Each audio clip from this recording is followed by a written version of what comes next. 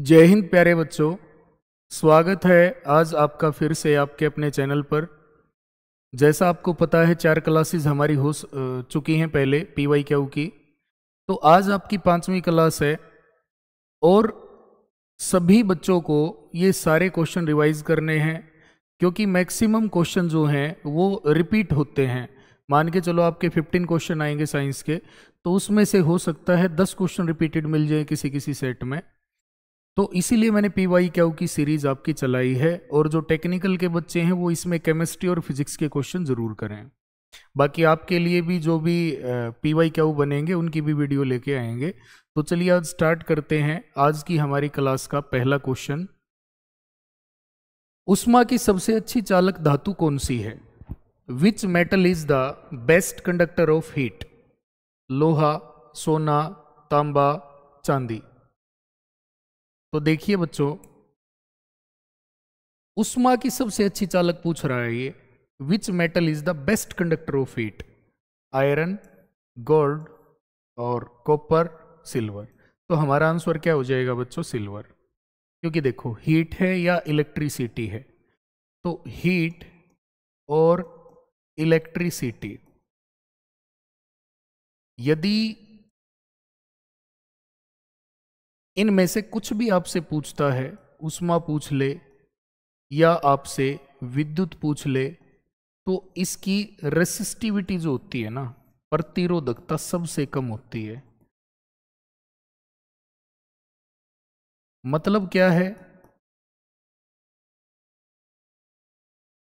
मान के चलो कोई वायर लिया मैंने, तार है, उसमें से करंट गया, तो जो करंट जाएगा, जो फ्लो बनेगा इलेक्ट्रॉन्स का, उसमें रुकावट सबसे कम कौन करता है? चांदी।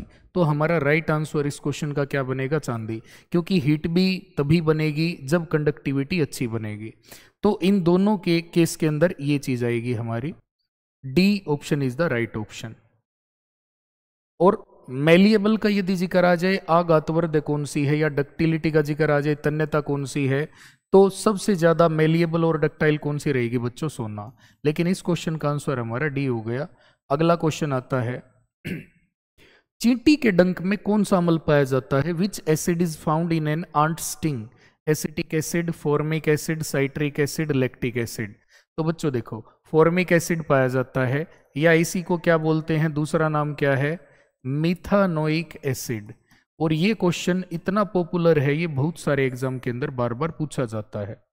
जब भी चींटी काटती है तो या तो ऑप्शन में फॉर्मिक मिलेगा या मेथानोइक मिलेगा, क्योंकि दोनों का मतलब एक ही होता है। और इसका फार्मूला भी आपसे पूछा जा सकता है, HCOOH, ये इसका फार्मूला रहेगा।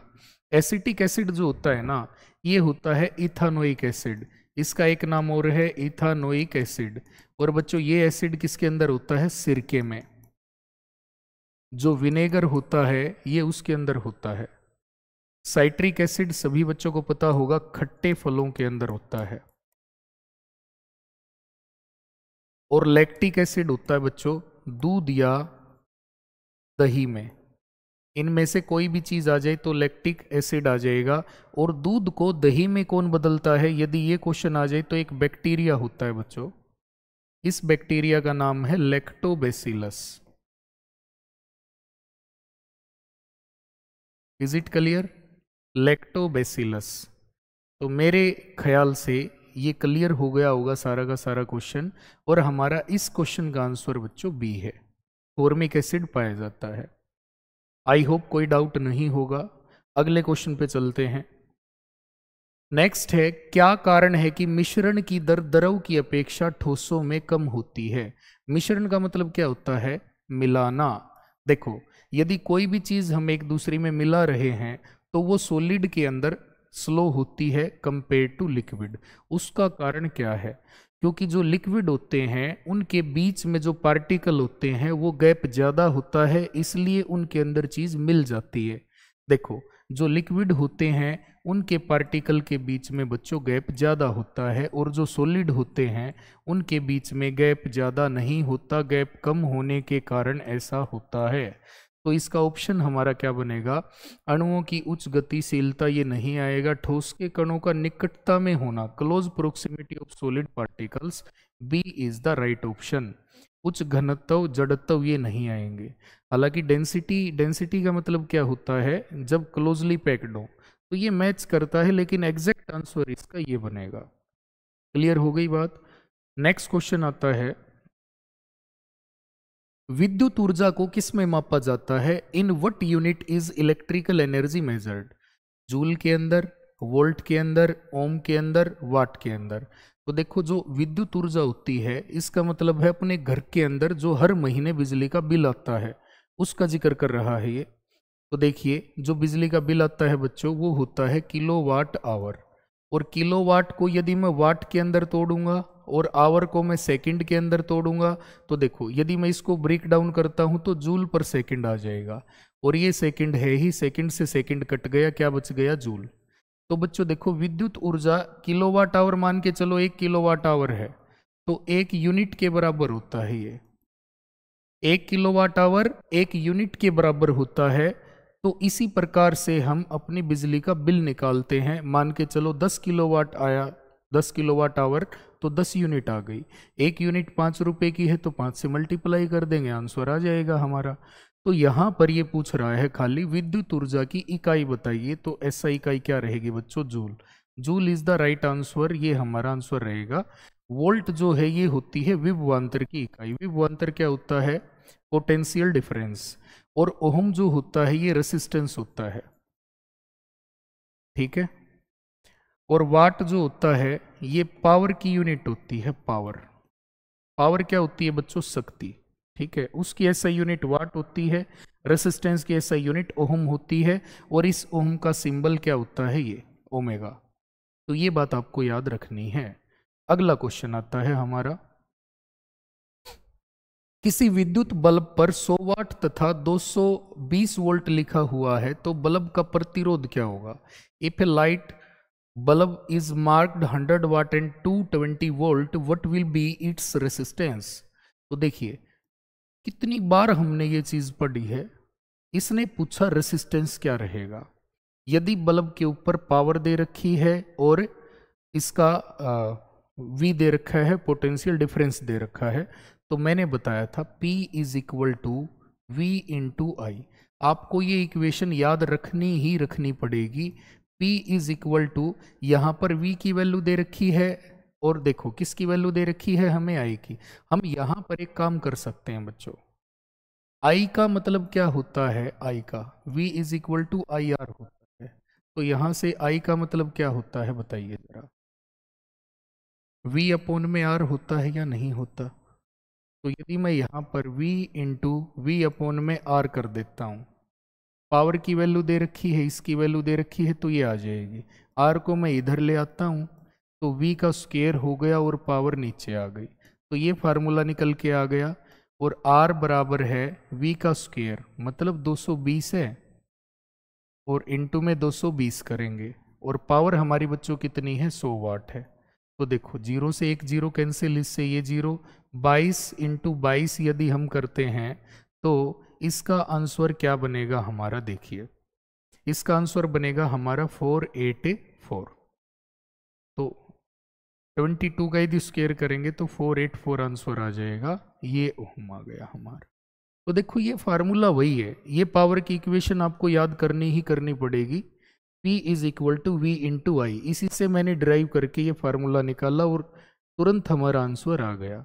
तो ए हमारा क्या हो जाएगा? Right option. क्लियर हो गई। अगला क्वेश्चन आता है, सीजीएस मापन पद्धति में घनत्व का मात्रक क्या होता है? What is the unit of density in CGS measurement system? देखिए, जो सीजीएस मेजरमेंट सिस्टम होता है इसमें सेंटीमीटर में चीज मापी जाती है, और जी से क्या मापते हैं बच्चों? ग्राम, एस से सेकेंड। तो सीजीएस के अंदर हमें पता है जो डेंसिटी होती है उसका फार्मूला क्या होता है? मास अपॉन वॉल्यूम होता है। तो मास को हम मापते हैं किलोग्राम में और वॉल्यूम को मापते हैं मीटर क्यूब में। तो बच्चों यहाँ पर किलोग्राम की बजाय ग्राम करना है और मीटर क्यूब की बजाय सेंटीमीटर क्यूब करना है, बस आंसर आ गया। इतना आसान क्वेश्चन है, तो ग्राम अपॉन में सेंटीमीटर क्यूब, यही हमारा आंसर हो गया। क्योंकि किलोग्राम में नहीं बताना, इसने सीजीएस में पूछा है।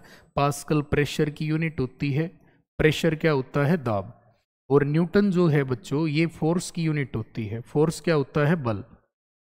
आई होप सबको क्लियर हो गया। चलिए नेक्स्ट क्वेश्चन पे चलते हैं। निम्न में से शक्ति का मात्रक कौन सा है? Which of the following is a unit of power? Joule, volt, watt, ampere. बताइए। अब शक्ति का मात्रक पूछा है तो वाट होता है। देखो याद ऐसे रखना है, जिसमें पावर होती है वो सब की वाट लगा देता है, ठीक है ना? ऐसे याद रखेंगे हम इसको, जिसमें पावर होती है वो सब की वाट लगा देता है। तो हमारा आंसर भी शक्ति का क्या हो जाएगा? वाट हो जाएगा। Ampere is the unit of electric current, ये इलेक्ट्रिक करंट की यूनिट होती है। और वोल्ट जो होती है ये पोटेंशियल डिफरेंस की यूनिट होती है। और जूल जो होती है ये एनर्जी की यूनिट होती है, ऊर्जा की। तो आपका आंसर आपके सामने है। नेक्स्ट क्वेश्चन है, विरंजक चूर्ण का रासायनिक सूत्र क्या होता है? तो बच्चों देखो, what is the chemical formula bleaching powder? Bleaching powder वही ब्लीचिंग पाउडर है जो ब्यूटी पार्लर में भी यूज होता है, और ये वाटर डिसइंफेक्टेंट भी है। ये पानी यदि खराब है, दूषित है, तो उसको भी साफ करने में काम आता है। CaCO3 हो गया कैल्शियम कार्बोनेट। ये हो गया बच्चों संगमरमर, संगमरमर का फार्मूला, वाइट मार्बल। ये हो गया CaOCl2। CaO क्या होता है? चूना। और Cl2 क्लोरीन गैस हो गई। तो ये कैल्शियम हाइपोक्लोरेट भी बोला जाता है और कैल्शियम ऑक्सीक्लोराइड भी, कैल्शियम ऑक्सीक्लोराइड।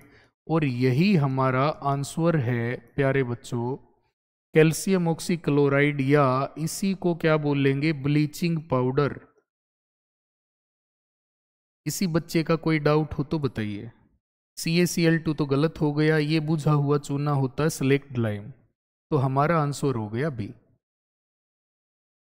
चलो अगला क्वेश्चन नेक्स्ट है, ऐसा कौन सा वृक्ष है जिसकी जड़ से दूसरा पौधा उगाने में सक्षम है? मतलब जिसकी मदद से दूसरा पौधा उगाया जा सकता है। Which tree root is capable of growing another plant? बरगद, नीम, पीपल, बांस। देखो यहां पर बरगद, नीम और पीपल ये नहीं आएंगे। पीपल और बरगद जो हैं ये दिन रात ऑक्सीजन देने वाले होते हैं, कैम प्रोसेस के द्वारा देते हैं। यहाँ पर बांस आएगा।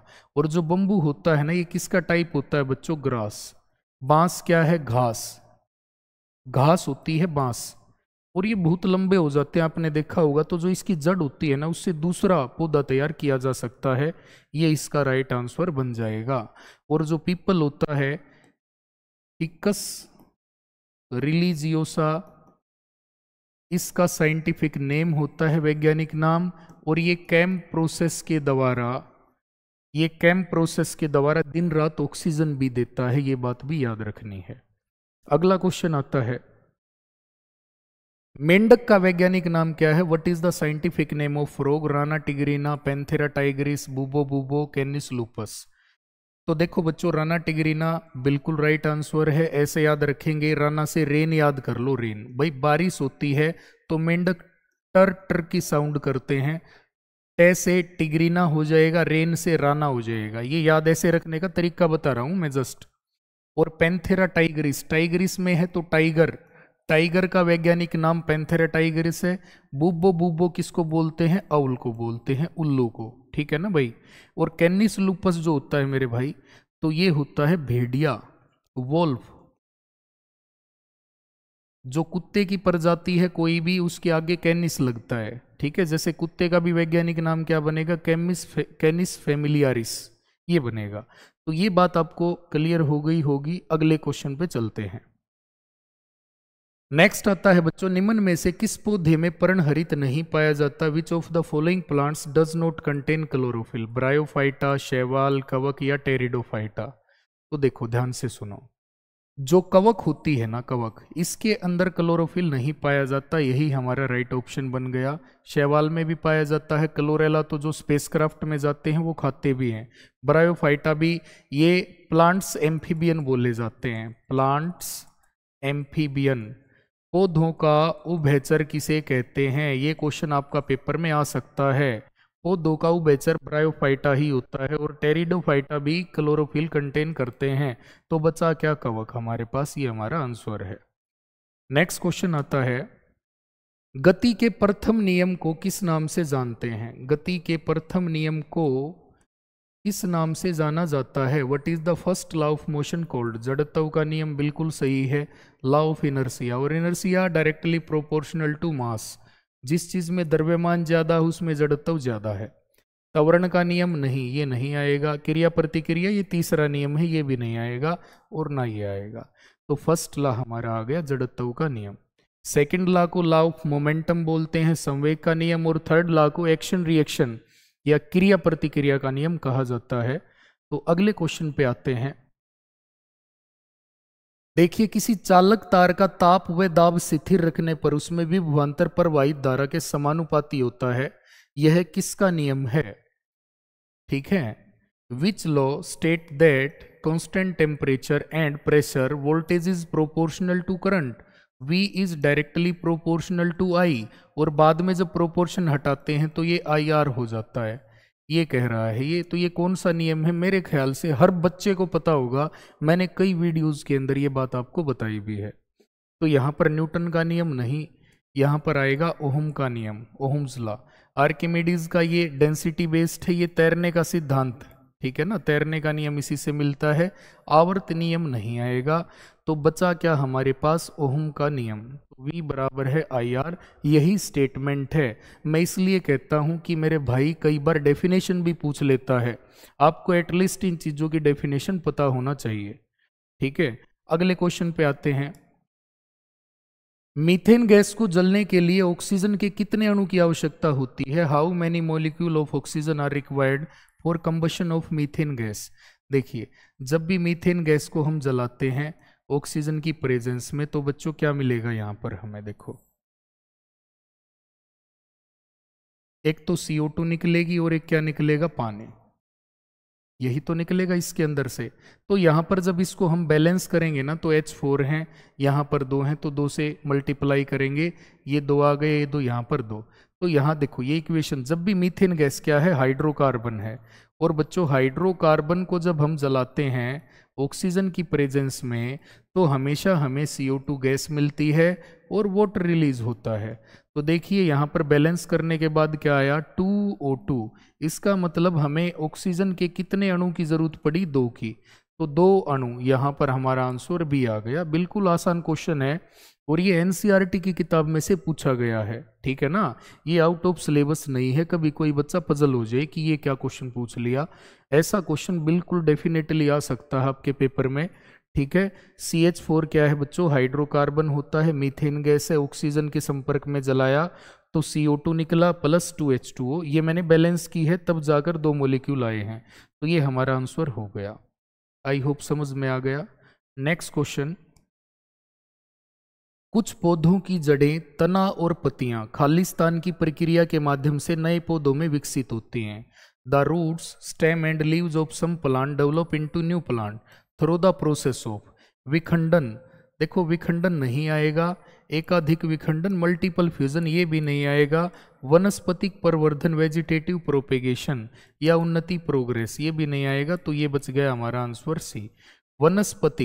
वनस्पतिक प्रवर्धन, वेजिटेटिव प्रोपेगेशन, इसी के द्वारा हम कलम से, तने से गुलाब का फूल उगाते हैं। कटिंग प्रोसेस के द्वारा हम ग्राफ्टिंग प्रोसेस के द्वारा आम के पेड़ पर लीची भी उगा सकते हैं। तो ये डिफरेंट जो चीजें हैं, ये वेजिटेटिव प्रोपेगेशन के कारण पॉसिबल हो पाती हैं। ठीक है, तो ये हमारा आंसर बनेगा। नेक्स्ट क्वेश्चन पे आते हैं। संपीड़ित प्राकृतिक गैस मुख्यतः है compress natural gas CNG is primarily made of, किससे बनी है? Ethane, propane, methane, butane. तो बच्चों मीथेन आंसर आएगा, क्योंकि देखो ब्यूटेन और प्रोपेन ये दोनों मिलकर क्या बनाती हैं? ये LPG बनाती हैं, ठीक है ना। तो मीथेन जो है ये मुख्य घटक है किसका? CNG का। और CNG सबसे कम प्रदूषण फैलाने वाला ईंधन है, द लिस्ट पोल्यूटिंग फ्यूल। ये बात भी आपके दिमाग में फिट होनी चाहिए। CNG की आजकल गाड़ियां चल रही हैं, सभी को पता है, ये सबसे कम प्रदूषण फैलाती है, इसलिए सरकार इसके ऊपर जोर देती है और रजिस्ट्रेशन फीस के अंदर भी कुछ डिस्काउंट करती है ताकि ज़्यादा से ज़्यादा लोग इलेक्ट्रिक या सीएनजी वर्जन गाड़ियों का खरीदें। और ब्यूटेन जो होती है बच्चों, ये C4H10 होती है, ये ज़्यादातर किसके अंदर होती है, एलपीजी के अंदर। तो मीथेन हमारा राइट ऑप्शन है, और मीथेन का क्या हो जाएगा, CH4। मीथेन को ही क्या बोलते हैं बच्चों, मार्स गैस बोलते हैं, ठीक है ना, मार्श गैस। अब ये मार्श गैस है दलदली जगह में पाई जाने वाली, दलदली जगह में यदि कोई गैस पूछता है तो क्या रहेगी, मीथेन रहेगी, ठीक है ना। शिविर के अंदर भी मीथेन इकट्ठी हो जाती है, कोयले की खान में भी विस्फोट करने वाली गैस है भाई, धान के खेत में, तालाब के अंदर, झील के अंदर, समुद्र में, इन सब जगह पर मीथेन गैस पाई जाती है, ये बात आपको याद रखनी है। नेक्स्ट क्वेश्चन है, डीएनए किसका बना होता है, what is DNA made of, protein, nucleotides, lipids, amino अम्ल। लिपिड तो आएगा नहीं, और अमीनो अम्ल और प्रोटीन ये भी नहीं आएंगे, क्योंकि ये अमीनो अम्ल ही प्रोटीन होते हैं, क्योंकि उसका मेन कंपोनेंट ये है। तो न्यूक्लियोटाइड की बहुत सारी यूनिट जब मिलती हैं तब जाकर डीएनए बनता है। तो न्यूक्लियोटाइड हमारा क्या हो गया बच्चों, आंसर। और डीएनए कहाँ पाया जाता है, डीएनए पाया जाता है कहाँ पर, न्यूक्लियस के अंदर। और कुछ ऐसे कोशिकांग, सेल ऑर्गेनेली जिनका खुद का डीएनए होता है, वो कौन से होते हैं, एक तो न्यूक्लियस होता है, एक क्लोरोप्लास्ट होता है, और एक माइटोकॉन्ड्रिया होता है। ये तीन याद रखने हैं, ये भी क्वेश्चन बार बार पेपर में पूछा जाता है। नेक्स्ट क्वेश्चन पे आते हैं, जीवाणुओं में प्रजनन की विधि क्या है, the method of reproduction in bacteria is यौन प्रजनन, द्विभाजन, उपजाऊ प्रजनन या गर्भधारण। तो देखियो बच्चों, जो जीवाणु होते हैं बैक्टीरिया, बैक्टीरिया के अंदर एसेक्सुअल रिप्रोडक्शन होता है। इसका मतलब क्या है, एसेक्सुअल, सेक्सुअल तो कट ही गया, तो द्विभाजन यही आएगा, क्योंकि सेक्सुअल का बाइनरी फिजन ऑप्शन है, यहाँ पर फर्टाइल नहीं आएगा, ना गेस्टेशन आएगा, गर्भधारण। तो यहाँ पर हमारा आंसर क्या बनेगा बच्चों, बाइनरी फिजन। मतलब कि एक सेल दो के अंदर डिवाइड हो जाती है, इस प्रोसेस को बाइनरी फिजन बोलते हैं। बाई का मतलब ही क्या होता है, दो, ऐसे याद रख लेना, ठीक है। नेक्स्ट क्वेश्चन आता है, पौधे की आयु की गणना किस आधार पर की जाती है, on what basis is the age of a plant calculated. पत्तियों की संख्या पर, तने की परतों पर, जड़ की लंबाई, फूलों की संख्या, बिल्कुल भी नहीं, ना जड़ की लंबाई ना पत्तियों की संख्या। तने की परत, या यहां पर लिख सकते हैं वार्षिक वलय, क्या लिख सकते हैं, वार्षिक वलय। देखो हर साल पौधे के अंदर रिंग्स बढ़ जाते हैं, इनको एनुअल रिंग्स भी बोलते हैं। और ये काफी अच्छा क्वेश्चन है। जैसे मान के चलो कोई पेड़ है, देखो मैं आपको ये समझाता हूं, मान के चलो ये तना है, तना, और किसी ने ये तना जो है काट दिया है, ये समझाने के लिए बता रहा हूं। मान लो ये तना है, तो इसके अंदर देखो बच्चों ऐसे लेयर होती हैं, लेयर, ये होते हैं एनुअल रिंग्स, ठीक है। इन्हीं को क्या कहते हैं, तने की परत या एनुअल रिंग्स। इनकी संख्या के आधार पर ही हम पौधे की आयु की गणना कर सकते हैं। क्लियर है बात या नहीं। नेक्स्ट क्वेश्चन है, एकांक क्षेत्रफल पर लगाया बल कहलाता है, the force applied on a unit area is called. तो ये प्रेशर होता है बच्चों, प्रेशर बराबर है फोर्स पर यूनिट एरिया, तो यही इसका फार्मूला होता है। और फोर्स का न्यूटन होता है, एरिया का मीटर स्क्वायर, तो न्यूटन पर मीटर स्क्वायर, या जो प्रेशर की एसआई इकाई होती है, एसआई यूनिट, वो रहेगी पास्कल, और पास्कल को पी से डिनोट किया जाता है। बल की यूनिट होती है न्यूटन, वेग की यूनिट होती है मीटर पर सेकंड, और कार्य की यूनिट होती है बच्चों जूल, ठीक है। तो दाब यहाँ पर हमारा फार्मूला है, ये मैंने लिख भी रखा है। और मैं बार बार आपसे बोल रहा हूँ कि भाई ये जो कुछ 4-5 फार्मूले हैं ये बहुत ज़्यादा इंपॉर्टेंट हैं, इनको बार बार आप पढ़ते रहें। अगला क्वेश्चन आता है, पीतल बनाने के लिए तांबा और जस्ता किस प्रक्रिया से मिश्रित किए जाते हैं, which process is use to mix copper and zinc to make brass. तो देखो शुद्धिकरण तो नहीं होगा भाई, ठीक है, मिश्रण अलोइंग, यस मिश्रण ही तो किया जाता है, उनको मिलाएंगे। देखो कॉपर प्लस जिंक मैंने मिलाया, तो मेरे भाई क्या बनेगा, ब्रास, ठीक है। ऐसे एक ट्रिक याद कर लेना, देखो पिताजी, क्योंकि ये बार बार पूछा गया क्वेश्चन है, पी से क्या बन जाएगा, पीतल, और पीतल के अंदर ता से क्या बन जाएगा, तांबा, और जी से क्या बन जाएगा, जिंक, या इसको हम बोल सकते हैं जस्ता, ठीक है। तो पीतल क्या है, ब्रास है, तांबा क्या है, सीयू है, और जिंक क्या है, Zn है। और कॉपर कितना होता है, जिंक कितना होता है, तो लगभग 70% कॉपर होता है, 30% जिंक होता है, तब जाकर पीतल बनता है। तो ये हमारा आंसर हो गया। आगे वाली संलयन ये नहीं आएगी, ना एक्सट्रैक्शन आएगा। तो अलोइंग के द्वारा ही तो हम बनाते हैं, अलोय ही तो मिश्र धातु होती हैं, ठीक है। तो पीतल जब भी आए तो पिताजी शब्द याद रखना, आपका आंसर गलत नहीं होगा। अगला क्वेश्चन आता है, 100 वाट का बल्ब प्रतिदिन 5 घंटे जलाया जाता है, तो 10 दिन में खर्च हुई ऊर्जा कितनी होगी? How much energy is consumed if a 100 watt bulb is lit for 5 hours a day for 10 days. तो देखिए यहां पर टारगेट रखना है kilowatt hour. Total kilowatt hour बराबर है यूनिट, जितने भी टोटल किलोवाट आवर आएंगे उतनी यूनिट आ जाएंगी, सिंपल सा है बिल्कुल। तो देखो पहले वाट देखो कितना है, 100 वाट है। वाट के किलोवाट बनाएंगे तो अपॉन में 1000 करना पड़ेगा, और इनटू 5 आवर्स हो गया। और कितने दिनों के लिए बच्चों? 10 दिनों के लिए। तो देखो 2 जीरो से ये कैंसिल हो गई, 1 से ये हो गई, कितना बचा? 5। तो यहाँ पर हमारा आंसर क्या आ गया? 5 kilowatt hour. 5 kilowatt hour, 5 kilowatt hour या 5 यूनिट, ठीक है, ये हमारा आंसर आ गया। यदि ये खर्चा पूछ लेता, मान लो 5 रुपए दे रखा होता 1 यूनिट का खर्चा, तो यहाँ पे गुना कर देते, तो 5 5 25 रुपए हमारा आंसर आ जाता, ये बिल आ जाता हमारा।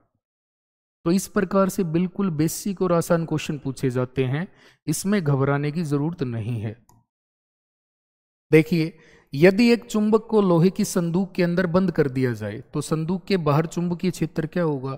If a piece of magnet enclosed in an iron box, what will be the magnetic field outside the box? भाई एक संदूक मैंने ली, ठीक है, एक मैंने क्या ली? संदूक। इस संदूक के अंदर क्या किया? इसके अंदर कोई मैग्नेट रख दिया छोटा सा। तो देखो ये आयरन से बनी हुई है, तो ये यहाँ पर फोकस हो जाएगा ना, ये अट्रैक्ट हो जाएगी, क्योंकि फेरोमैग्नेटिक चीजें जो होती हैं वो मैग्नेट के टुवर्ड अट्रैक्ट होती हैं। तो अंदर यहाँ पर ही इकट्ठा हो जाएगा सारा मैग्नेटिज्म, ऊपर बाहर कोई मैग्नेटिज्म नहीं होगा। तो आंसर क्या आ जाएगा बच्चों? 0।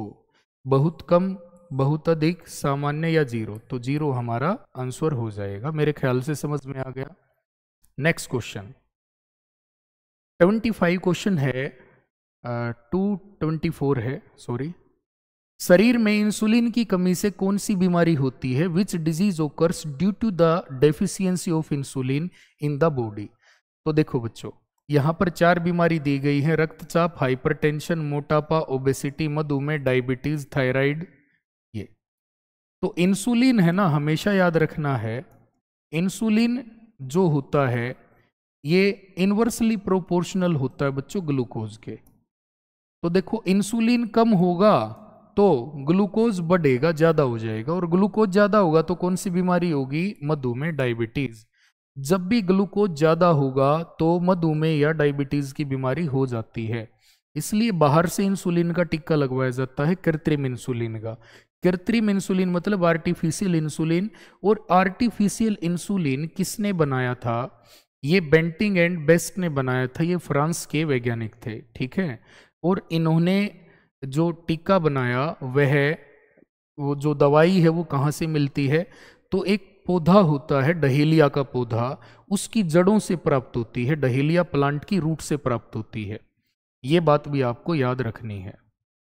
अगला क्वेश्चन है, एलपीजी का फुल फॉर्म बताइए। What is the full form of LPG? तो liquid petroleum gas, liquid propane gas, liquefied petroleum gas, liquefied propane gas. तो बच्चों liquid petroleum gas, liquefied propane का तो मतलब ही नहीं बनता, तो लिक्विफाइड मतलब द्रवित पेट्रोलियम गैस, ये हमारा आंसर बन जाएगा, द्रवित पेट्रोलियम गैस, ठीक है। तो द्रवित पेट्रोलियम गैस, बहुत सारे बच्चे रट्टा लगा लेते हैं, लिक्विड सर सही है ये। देखिए यदि लिक्विफाइड ऑप्शन में है तो हम इसी के ऊपर जाएंगे। This is the right full form of LPG, liquefied petroleum gas, ठीक है।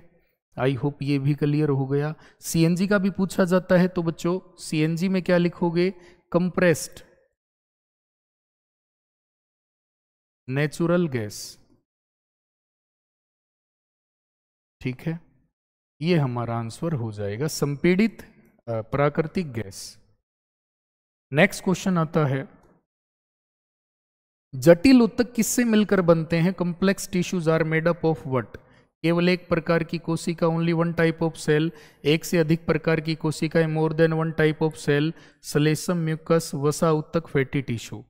तो देखिए एक से अधिक प्रकार की कोशिकाएं, क्योंकि जटिल ऊतक का जिक्र होता है कॉम्प्लेक्स टिश्यू, स्पेसिफिक काम करना होता है टिश्यू का काम एक विशिष्ट कार्य के लिए, और विभिन्न प्रकार की कोशिकाओं का समूह होता है। तो यहाँ पर एक से ज्यादा टाइप की सेल आएंगी, यही हमारा आंसर हो जाएगा, B is the right option. ठीक है। जटिल ऊतक वो होते हैं बच्चों जिसमें कोई स्पेसिफिक काम करना पड़ता है और उसमें एक से ज्यादा टाइप की कोशिकाएं मिली होती हैं। नेक्स्ट, निम्न में से कौन सा विलयन का गुण नहीं है? Which of the following is not a property of A solution?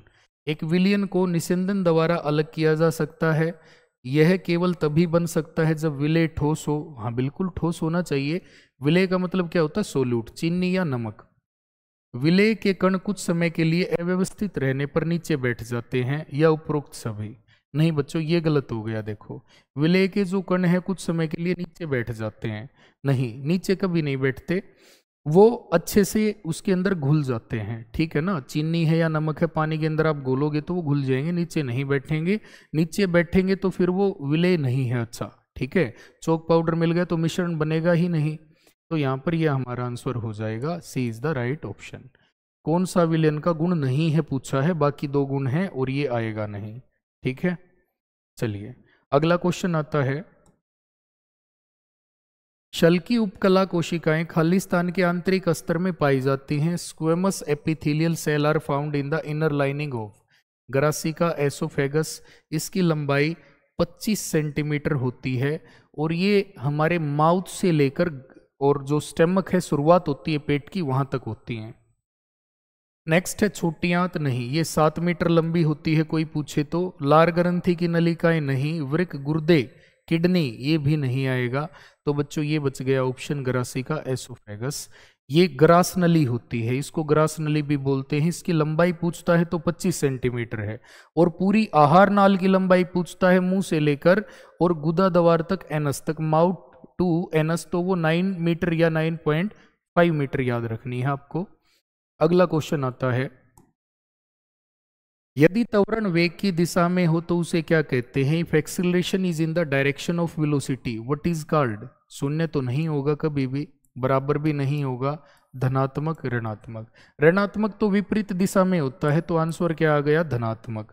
ठीक है ना, मान के चलो मैं किसी चीज को इधर धकेल रहा हूं उस तरफ और वो उधर ही जा रही है, तो वो पॉजिटिव एक्सीलरेशन है बच्चों। कैसा है?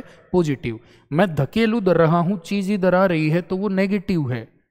तो यहां पर तो ये कह रहा है कि उधर जिधर कोई ऑब्जेक्ट जा रहा है उसकी वेलोसिटी में ही त्वरण हो रहा है, तो हमारा आंसर पॉजिटिव रहेगा, ये आंसर हो जाएगा। अगला क्वेश्चन है, यदि दो समानांतर जुड़े प्रतिरोधों के समतुल्य प्रतिरोध का मान 5 ओम है और एक प्रतिरोध 10 ओम है, तो दूसरे का मान निकालना। देखो 1/r इक्विवेलेंट यदि निकालते हैं तो बच्चों 2 दे रखे हैं, तो 1/r1 प्लस 1/r2। तो देखो ये कितना दे रखा है? 5। तो यहां पर क्या करेंगे? देखो एक प्रतिरोध तो ये है और प्रतिरोध का मान समतुल्य, मतलब 1/5 दे दिया और 1/r कितना दे दिया? 10। तो R2 निकाल लेंगे या नहीं? ये इधर जाके माइनस हो जाएगा। तो देखिए 1/5 minus 1/10 is equal to 1/R2। तो बच्चों कितना एलसीएम आएगा यहाँ पर?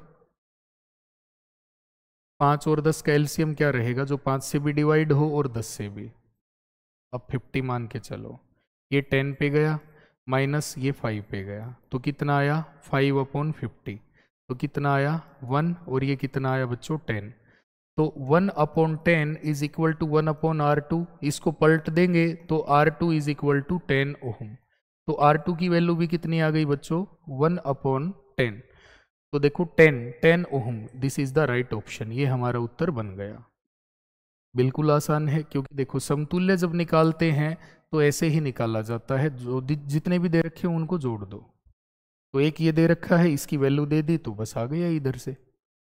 आसान सा क्वेश्चन है, कोई मुश्किल नहीं है। आपको यही क्वेश्चन मुश्किल लगते हैं, जबकि ये बिल्कुल आसान है, ध्यान से पढ़ोगे तो तुरंत हो जाएंगे। नेक्स्ट क्वेश्चन है, निम्न में से कौन सा एक धातु है? Which of the following is a non metal? Sodium, fluorine, magnesium, aluminium. देखिए सोडियम तो मेटल है, Na सिंबल होता है, फ्लोरीन F होती है, ये नॉन मेटल है, तो B is the right option, ये हमारा उत्तर आ गया। मैग्नीशियम मेटल होती है बच्चों, एल्यूमिनियम Al ये भी मेटल होती है। तो ये सबसे ज्यादा अभिक्रियाशील धातु भी है, ठीक है, ये भी याद रखना है। अगला क्वेश्चन है, निम्न में से क्या आकृति और आकार में परिवर्तन लाने वाले बल के प्रभाव के उदाहरणों में से एक है? Which of the following is an example of the effect of a force that change the shape and side? तो देखो उदाहरण बताना है कि जब ताकत लगाएंगे किसी चीज पर तो उसका आकार और उसका जो साइज एंड शेप, उसका आकार और आकृति बदल जाएंगे। तो कौन सी ऐसी चीज है इसमें देखो जो बदलती है ताकत लगाने पर? रबड़ बैंड को खींचने पर उसकी लंबाई बढ़ जाती है, चलती हुई खिलौने वाली गाड़ी को रोका जा सकता है, या ब्रेक लगाकर साइकिल को धीमा किया जा सकता है, क्रिकेट में बल्लेबाज द्वारा उस पर फेंकी गई गेंद को मारा जा सकता है। देखो बिल्कुल मार सकते हैं, लेकिन क्या गेंद का साइज बदल जाएगा? क्या उसकी शेप बदल जाएगी? नहीं बदलती, वो तो जगह बदल देगी अपने, तो ये तो नहीं आएगा। ब्रेक लगाकर साइकिल को धीमा किया जा सकता है, ठीक है, क्या साइकिल का आकार बदल जाएगा ब्रेक लगाने पर? नहीं बदलेगा, तो ये भी नहीं आया। चलती हुई खिलौने वाली गाड़ी को रोका जा सकता है, रोक देंगे, क्या उसका आकार बदल जाएगा? नहीं बदलेगा, तो ये भी नहीं आया। रबड़ बैंड को खींचा और उसकी लंबाई बढ़ गई, तो आकार तो बदल गया ना, साइज भी बदल गया, तो यही हो गया हमारा आंसर। देखो क्वेश्चन बिल्कुल आसान है, समझने का फर्क है। आप तो स्टेटमेंट को देखते ही सोचते हैं पता नहीं क्या पूछ लिया, लेकिन ये बिल्कुल आसान क्वेश्चन है मेरे भाई। अगला आता है नेक्स्ट, अमीबा में भोजन संग्रहण करने वाली उंगली जैसी संरचना क्या कहलाती है? What is the finger like structure called in amoeba? ये स्पेलिंग मिस्टेक है, सॉरी। दैट स्टोर फूड, कोशिका, शूडोपोड, राइजोइड या प्लाज्मोडियम? देखो ये प्रोटोजोआ होता है, ये बैक्टीरिया होता है, ये नहीं आएंगे, ये सेल ही, ये तो बचा क्या? शूडोपोड। मतलब जो अमीबा होता है, देखो ऐसे इरेगुलर शेप है और अमीबा को यहाँ पर खाना दिखाई दिया, मान लो ये खाना है, तो इसको जो ये चीज निकल के आई ना, ये इन्हीं को क्या बोलते हैं? शूडोपोड। इसका मतलब क्या होता है बच्चों? कुटपाद, मतलब झूठे पैर, इसको फॉल्स फिट भी बोलते हैं। क्लियर हो गई बात? इसको फॉल्स फिट भी बोला जाता है, तो यही हमारा आंसर हो गया बी। बिल्कुल आसान क्वेश्चन है ये। नेक्स्ट है, रॉबर्ट हुक ने किसकी खोज की? What did Robert Hooke discover? परमाणु, कोशिका, डीएनए या जीन? तो कोशिका की। रॉबर्ट हुक ने कोशिका की सबसे पहले 1665 के अंदर खोज की थी, ठीक है। यदि डीएनए की फंक्शनल यूनिट है जीन, और डीएनए की खोज की थी फ्रेडरिक मिशर ने, फ्रेडरिक मिशर। और यदि परमाणु के बारे में पूछता है तो बच्चों देखो परमाणु के बारे में डाल्टन ने बताया था, John Dalton. Dalton atomic theory भी याद होगी सभी को, 1808 के अंदर बताया था, ठीक है। नेक्स्ट क्वेश्चन, निम्न में से कौन सी यह धातु सामान्य ताप पर द्रव अवस्था में रहती है? Which of the following non metal is a liquid state at is in a liquid state at normal temperature? पारा, iodine, chlorine, bromine. Chlorine, bromine और आयोडीन तीनों हेलोजन है और ये नॉन मेटल हैं, तो आंसर अपने आप ही बच गया हमारा, तो क्या? पारा। और वैसे भी जो पारा है उसका सिंबल क्या होता है? Hg। ऐसे याद रख लेना, पारा हाई मत करो, ठीक है। तो पारा जो होता है उसका सिंबल Hg होता है, ये बात याद रखनी है। और मरकरी जो होती है वो रूम टेम्परेचर पर लिक्विड फॉर्म में पाई जाती है। यदि नॉन मेटल पूछेगा तो ब्रोमीन आंसर आएगा, मेटल पूछेगा तो मरकरी आंसर आएगा। अगला क्वेश्चन है, गर्मा गर्म खाने की गंध कई मीटर दूर से ही आपके पास पहुंच जाती है, इसका कारण क्या है? Why does the smell of hot food reach you from several metres away? विकिरण द्वारा, संवहन द्वारा, प्रसार द्वारा, प्रतिबिंबन? ये तो आएगा ही नहीं। संवहन कन्वेक्शन किस में होता है? लिक्विड और गैसेज में। विकिरण किस में होता है? जहां पर कोई भी मीडियम ना हो। तो प्रसार, डिफ्यूजन, डिफ्यूजन का मतलब होता है फैलना, सी इज द राइट ऑप्शन। यदि आपके पड़ोस में किसी के घर पे अच्छा खाना बन रहा है तो उसकी खुशबू जो है वो आपके घर तक भी आ जाती है, बाय विच मेथड? तो डिफ्यूजन। क्या याद रखेंगे? डिफ्यूजन। क्लियर हो गई बात? चलो अगला क्वेश्चन आता है, शक्ति का मात्रक क्या है? What is the unit of power? Joule, watt, newton, ampere. तो मैंने पहले भी बताया था शक्ति का मात्रक क्या रहेगा? वाट। सिंबल क्या रहेगा? डब्लू। और जूल किसका है? किसी भी प्रकार की एनर्जी है या किसी भी प्रकार का वर्क है, इनका रहेगा। और न्यूटन किसका रहेगा बच्चों? फोर्स। और एम्पियर किसका रहेगा? ये रहेगा इलेक्ट्रिक करंट। चलो अगला क्वेश्चन देखो, मिश्र धातु कौन सी है? Which of the following is an alloy? Magnesium, लोहा, पीतल या कॉपर। देखो लोहा सिंबल आयरन का Fe है, पीतल ब्रास होती है, थोड़ी देर पहले मैंने बताया था आपको, पीतल के अंदर कॉपर प्लस जिंक होता है, ठीक है ना। और कॉपर का तो Cu होता है, और मैग्नीशियम Mg होती है। तो बच्चों देखो मैग्नीशियम, कॉपर, आयरन, ये तो कट गया, अब बचा क्या? पीतल। यही तो मिश्र धातु है। ऐसे शांति से क्वेश्चन को सोचना है कि ये पूछ क्या रहा है, तभी आंसर आ जाएगा निकल के। अगला है दिशा बताने वाला यंत्र का नाम है, what is the name of the instrument that indicate direction? Seismograph नहीं, ये तो सेस्मिक वेव को मापता है, भूकंप को, ठीक है ना, अर्थक्वेक को। लैक्टोमीटर, ये बच्चों purity of milk, purity of milk, ये दूध की शुद्धता को बताता है। थर्मामीटर, ये टेम्परेचर को बताता है। और कंपास दिक सूचक, दिक सूचक मतलब दिशा बताने वाला, ये हमारा राइट ऑप्शन है। तो दिशा बताने वाले यंत्र का नाम क्या है? दिक सूचक, ठीक है ना, कंपास। नेक्स्ट है फोटोसिंथेसिस में कौन सी गैस निकलती है? Which gas is released in photosynthesis? CO नहीं, CO2 नहीं, ये तो पौधे कंज्यूम करते हैं, ये तो फोटोसिंथेसिस में इनटेक होती है, ली जाती है। और O2 ऑक्सीजन एंड प्रोडक्ट है, बिल्कुल सही आंसर है इसका ये। एंड प्रोडक्ट मतलब अंतिम उत्पाद। और हाइड्रोजन नहीं आएगा। देखो पौधे क्या करते हैं बच्चों? CO2 गैस लेते हैं, जमीन से पानी लेते हैं, और सनलाइट की प्रेजेंस में पौधों के अंदर, हरे पौधों में क्या होता है? क्लोरोफिल। तो क्या क्या चीज यहां पर बनती है? देखो एक तो ग्लूकोज निकलेगा, ग्लूकोज प्लस ऑक्सीजन गैस ये बाहर निकलती है, यही क्वेश्चन आपसे पूछा है। तो प्रकाश संश्लेषण में ऑक्सीजन गैस रिलीज होती है, ये तभी तो हम सांस ले पाते हैं, तभी कहते हैं पौधे ज्यादा से ज्यादा लगाने चाहिए। अगला क्वेश्चन है प्रकाश की चाल कितनी होती है? What is the speed of light? हालांकि ये देखो ये वैक्यूम के अंदर देना चाहिए, निर्वात में, ठीक है, ऐसे तो बता ही नहीं पाएंगे, अलग अलग होती है। तो 3 × 10⁸ मीटर पर सेकंड, यही आंसर हो जाएगा, बाकी नहीं है। ये किसके अंदर होती है? दो। तो देखो दो जो होती है 2 × 10⁸, ये होती है ग्लास के अंदर। तो मैंने इसीलिए बताया कि भाई निर्वात में यदि पूछेगा तो ये आंसर हमारा आ जाएगा, क्योंकि रुकावट तो कोई होती नहीं, वैक्यूम के अंदर मैक्सिमम स्पीड होती है या वेलोसिटी होती है प्रकाश की। नेक्स्ट क्वेश्चन है किस जानवर में कुबड़ पाया जाता है? Which animal has a hump? हाथी, ऊंट, घोड़ा, गाय। तो बच्चों ऊंट के अंदर पाया जाता है। ऊंट का जो कुबड़ होता है इसके अंदर क्या होती है? फैट स्टोर होती है, ठीक है। ऊंट के कुबड़ में क्या होती है? फैट स्टोर होती है, वसा भंडारित होती है। जब ये कई कई दिनों तक भोजन नहीं करता तो वहां से इसको ऊर्जा मिलती है। और ऊंट के जो टिश्यू हैं, ठीक है, उनके अंदर क्या भरा होता है? पानी। और पेट में लगभग 40 लीटर का टैंक होता है। ऊंट एक बार पानी पीने के बाद कई दिनों तक पानी नहीं पीता है। और ऊंट की आईलिड बड़ी होती है ताकि जब भी कोई जैसे तूफान आता है रेतीला, तो उसका जो रेत है वो उसकी आंखों में ना जाए, तो प्रकृति ने उसकी आईलिड बड़ी बनाई है।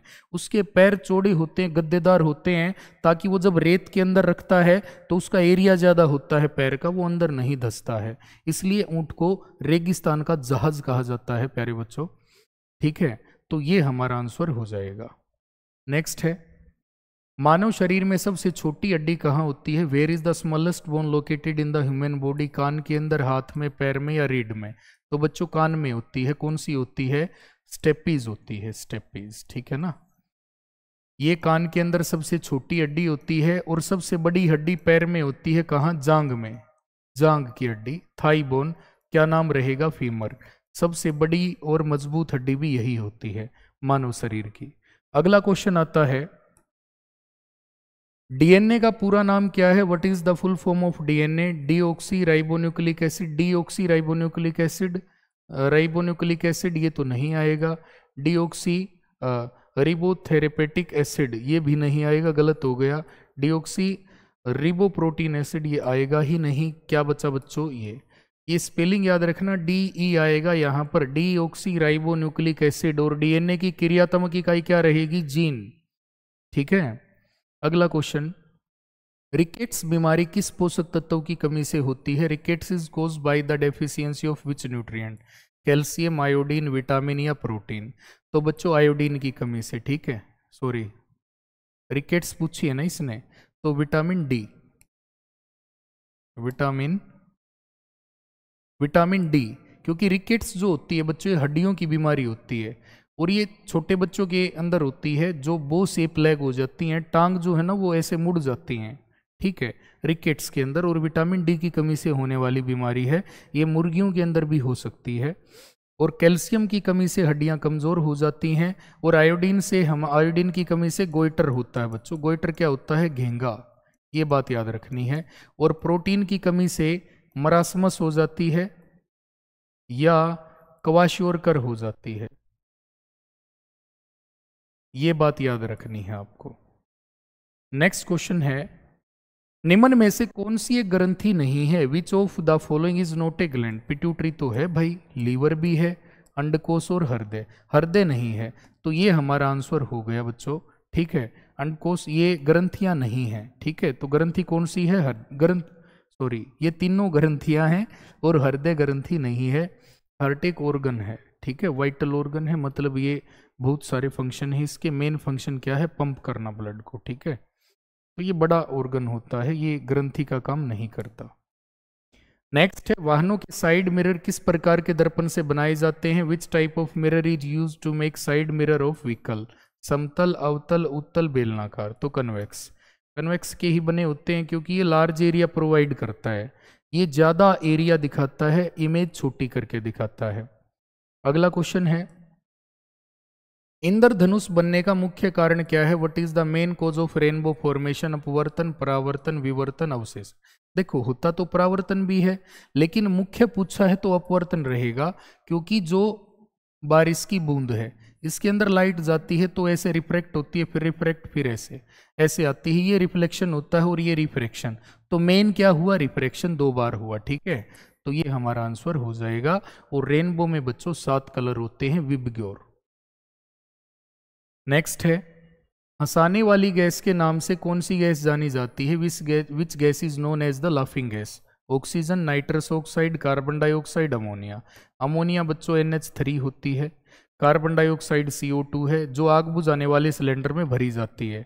नाइट्रस ऑक्साइड होती है N2O, तो यही लाफिंग गैस होती है। B is the right option. Oxygen तो भाई प्राणवायु है, इसी के सहारे हम जिंदा हैं, तो N2O जो है ये लाफिंग गैस होती है प्यारे बच्चों। नेक्स्ट आता है आज के सेशन का लास्ट क्वेश्चन है, पैरा बैंगनी किरणों को कौन रोकता है? What blocks ultraviolet rays? Ozone परत, क्लोरोफिल, रेडोन गैस या कार्बन डाइऑक्साइड? तो देखो यहाँ पर ओजोन परत आएगा। पैरा बैंगनी किरणें जो आती हैं उनको ओजोन परत रोकती है। ओजोन परत के अंदर गैस कौन सी होती है प्यारे बच्चों? तो ये होती है ओजोन। ओजोन गैस O3 इसका फार्मूला होता है। ठीक है, और समताप मंडल में ये पाई जाती है ओजोन परत। ओजोन परत की मोटाई को डोब्सन इकाई के अंदर मापा जाता है। ओजोन परत सूर्य से आने वाली हानिकारक किरणों को रोकती है, अवशोषित करती है। ठीक है, ताकि नीचे कोई दिक्कत ना हो। जो भी क्रिएचर्स हैं, जो जीव जंतु हैं बेचारे, यदि वो पराबैंगनी किरणें नीचे आती हैं तो वो स्किन कैंसर का कारण बन सकती हैं। ठीक है ना, ओजोन परत में होल भी हुआ है। तो